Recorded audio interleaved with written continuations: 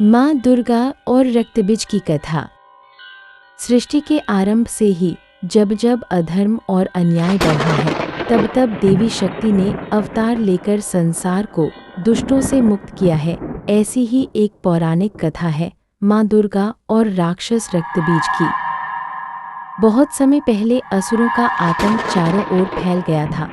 उनमें सबसे भयंकर और शक्तिशाली था रक्तबीज। उसे यह वरदान प्राप्त था कि उसके शरीर से जब भी रक्त की एक बूंद धरती पर गिरेगी, तभी उसी समान बलशाली और क्रूर असुर उत्पन्न हो जाएगा।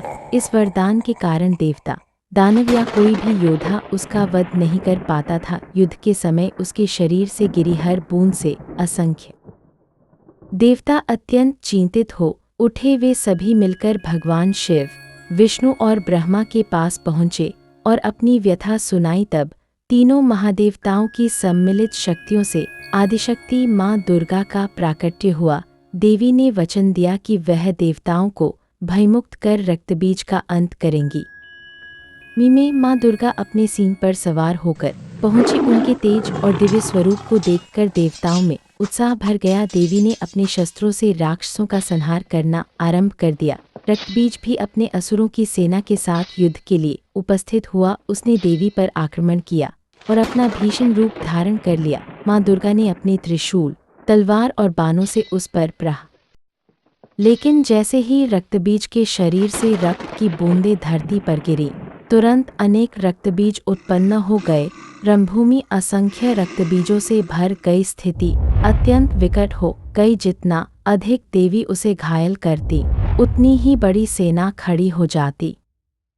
तब माँ दुर्गा ने अपनी उग्रतम शक्ति का आवाहन किया।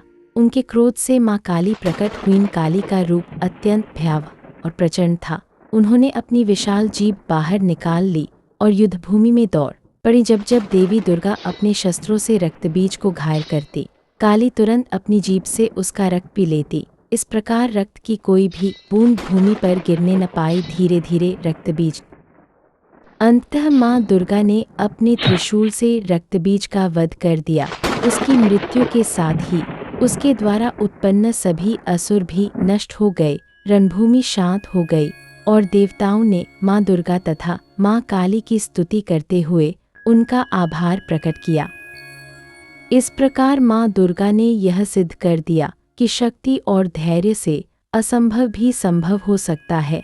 रक्तबीज का वध इस बात का प्रतीक है कि बुराई कितनी ही बढ़े, यदि हम सजग रहें और सही मार्ग अपनाएं तो अंततः सत्य और धर्म की विजय निश्चित है।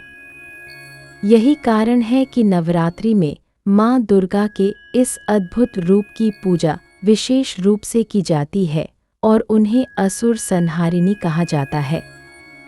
चैनल वाई जय माता दी अभिषेक।